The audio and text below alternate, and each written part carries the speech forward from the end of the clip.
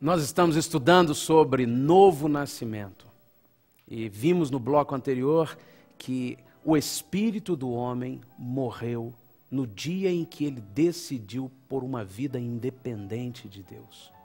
O pecado da desobediência, não o pecado de comer o fruto, o pecado da desobediência. Gerou uma vida independente. Esta vida independente significa viver longe de Deus, viver fora dos padrões do reino, e isso faz com que o homem viva nas trevas. Este ato lá no Éden gerou a morte do espírito. Vimos que morte não é o que nós temos de conceito, de falência, de fim, mas sim separação. Na verdade, a morte biológica também é apenas uma separação.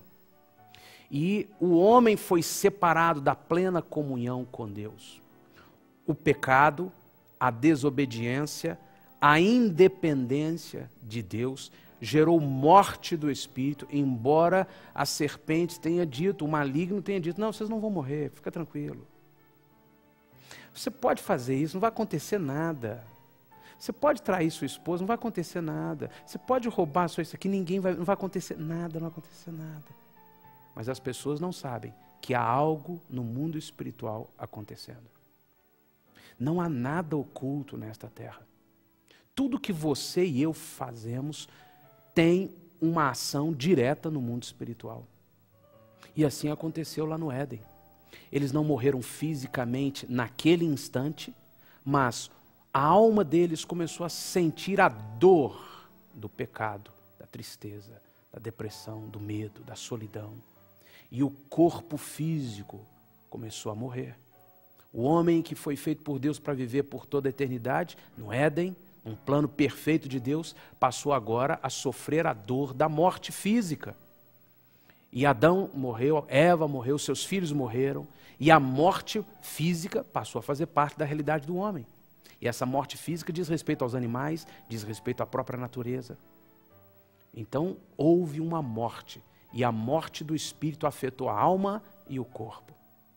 A palavra do Senhor diz em Romanos, capítulo 5, verso 12, portanto, assim como por um só homem entrou o pecado no mundo, e pelo pecado a morte, assim também a morte passou a todos os homens, porquanto todos pecaram. Para plena comunhão com Deus agora, só através do renascimento do Espírito. O nascer de novo diz respeito a um milagre que Deus opera no espírito do homem, trazendo vida novamente ao seu espírito, e esta vida faz com que ele tenha plena comunhão com Deus. Este é um milagre que muitas vezes chamamos de um milagre da conversão. Se converter a Jesus não é se converter à religião evangélica, não. Qualquer um pode se converter por uma simpatia ideológica, por uma questão emocional muito forte. Qualquer um pode se converter a qualquer filosofia, a qualquer modo de vida. Mas nós estamos falando de uma operação espiritual, sobrenatural, no espírito do homem. O espírito, por causa de crer em Jesus Cristo e recebê-lo como Senhor e Salvador, renasce para Deus. É um novo nascimento. O Espírito nasce de novo para plena comunhão com Deus. Este Espírito que nasceu de novo, agora recebe direto do Espírito Santo revelação da palavra, revelação da verdade, convicção do pecado, mudança de valores. Não é uma lavagem cerebral, não é uma catequização, é uma operação do Espírito de Deus trazendo luz, revelando, porque agora o Espírito Santo pode vir sobre o espírito deste homem e habitar ali. A sua alma não governa mais, agora quem vai governar é o Espírito Santo, através do espírito desse homem, que transborda para a alma, que cura a alma, que transborda para o corpo, que cura o corpo. Esta é a verdade de Deus. Romanos capítulo 5, verso 10 diz, porque se nós, quando éramos inimigos, fomos reconciliados com Deus pela morte de seu Filho, muito mais, estando já reconciliados, seremos salvos pela sua vinda. Eu quero compartilhar com você algumas verdades sobre o nosso cérebro. É impressionante como que todas as verdades espirituais têm um reflexo ou têm um paralelo no mundo físico. Da mesma forma que todos os nossos atos físicos ou toda a nossa condição física anuncia algo no mundo espiritual. Da mesma forma com que todas as nossas atitudes, decisões, palavras neste mundo físico também afetam o mundo espiritual. E é interessante que o cérebro, ele traz esta verdade do novo nascimento de uma forma impressionante e linda, e que nos faz entender por que a Bíblia trata sobre novo nascimento. Nossa vida inteira acontece nessa esfera, nessa dimensão natural do cérebro. Na verdade, é a nossa mente. Ninguém consegue entender o que acontece. A mente do homem não é possível de ser sondada, fotografada, estudada. O máximo que o homem consegue é estudar, ainda com muita dificuldade, o que acontece no cérebro. A mente, embora opere através do cérebro, ela é algo espiritual. Por isso que um espírito, alguém que tem o seu espírito ainda morto, sem comunhão com Deus, tem a sua mente sempre suja. E alguns têm a mente suja a ponto de se tornarem realmente depravados, promíscuos, ladrões, assassinos. E nada acontece demais. É apenas a consequência progressiva de alguém que não tem a luz de Deus no seu espírito. Seja por um pequeno roubinho lá na empresa, seja por um grande roubo no assalto. Seja por uma pequena palavra maligna ferindo alguém, seja por um tiro, uma facada assassinando alguém.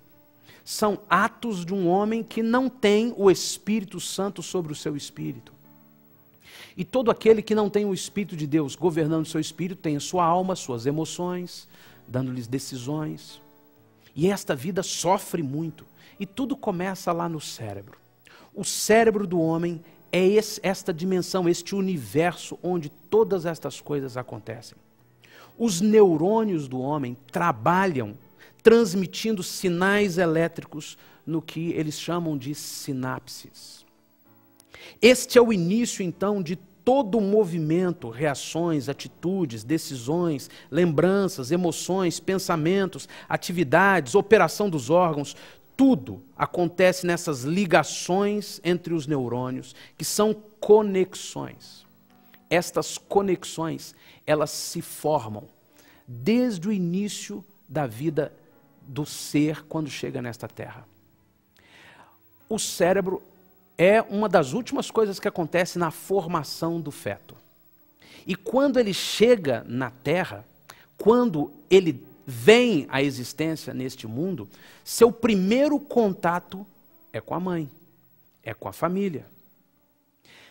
Quando isso não acontece em continuidade, ele já tem na sua alma uma marca, uma ferida. Onde está minha mãe? Onde está a voz da minha mãe?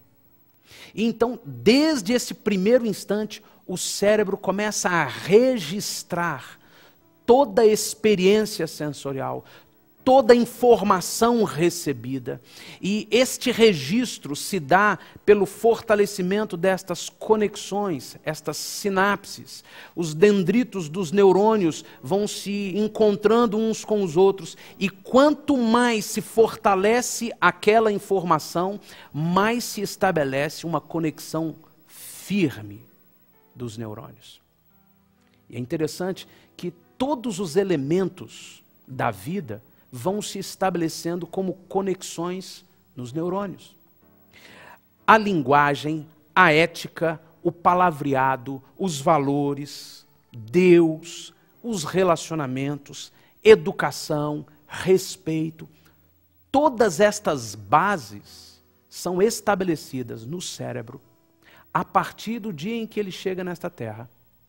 Em primeira instância, num volume maior até os 3 anos.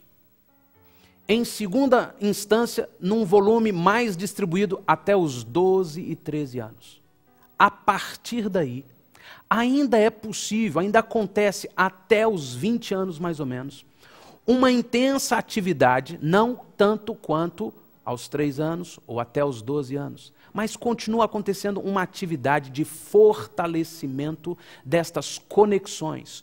Toda atividade, toda informação, todo valor, toda palavra, todo ensino que é reforçado nesta idade, gera uma conexão dos neurônios bem estabelecida, como a linguagem. É muito mais fácil uma criança de 3 anos, 4 anos, aprender um outro idioma. É muito mais fácil você ensinar a educação a um menino pequeno do que a um adolescente de 15 anos. Isso é real, acontece no cérebro humano. Eu não sou um médico, eu não sou um neurologista, eu não tenho um profundo conhecimento, estudei o suficiente para entender estas coisas, mas você pode entender pela ciência que claramente os homens aprendem a maior parte do que precisam aprender nesta fase, até os 12, 13 anos, que é a idade da razão, do juízo, daí então até os 20 anos, onde formam-se todas as bases, as conexões para conduzir aquela vida por toda a vida. Isso acontece nesta idade. E se não acontece, pode ter certeza, quando algo como a linguagem, como os valores, como a educação, o respeito, o conhecimento de Deus, quando isso não acontece nesta idade, estas conexões que não foram reforçadas, elas são podadas, elas se perdem. Nunca mais será possível estabelecer estas conexões como é possível enquanto esta pessoa está na idade de criança, na infância. Passado isso, certamente esta pessoa terá todas as dificuldades para aprender o português, para aprender o idioma, para aprender a mexer no computador, para aprender a respeitar as pessoas, para aprender a ter os valores corretos, para aprender a valorizar Deus, a buscar Deus e tudo mais nesta vida. É impressionante como eu e você precisamos entender que uma criança precisa receber todo o ensino sábio, consistente, até ela se formar. Com 13 anos, ela já entra numa fase de muito mais dificuldade. O que você vê hoje num adolescente rebelde, que não quer respeitar, que não honra os pais, que não segue os valores da tradição, da família, da geração anterior, é porque eles nunca foram ensinados. É porque as conexões da sua mente, do seu cérebro, nunca foram fortalecidas, reforçadas com um ensino, com instrução, com disciplina, com palavra de Deus. Isso é real. Você pega uma criança que tem pais que zelam, que cuidam mesmo de desde o início ensinarem os valores, ensinar as coisas corretas do relacionamento, ensinar sobre Deus. Elas crescem guardando princípios, valores, procedimentos, ética. Isso está no nosso funcionamento, no nosso crescimento, na operação de todas as coisas tão maravilhosas no cérebro. Bilhões de neurônios, de conexões nervosas funcionando para estabelecer um ser. Quem você é? Que tipo de responsabilidade você tem? Que tipo de valores você tem? O que Deus representa na sua vida? Tudo isso precisa ser plantado lá quando somos criança, na idade infantil. Estas ligações entre os neurônios são conexões que se formam principalmente nos primeiros anos de vida, estendendo até os 20 anos. Este gráfico mostra a você como que a massa cinzenta de um cérebro vai sendo utilizada. Como que no decorrer deste período de 0 a 20 anos, a massa cinzenta vai sendo toda processada com conexões nervosas para o resto da vida. Aquelas conexões que não foram trabalhadas são podadas e não permanecem mais, diminuindo a possibilidade de novas bases de pensamento, de raciocínio, dificultando alguém de entender princípios, formas, condutas.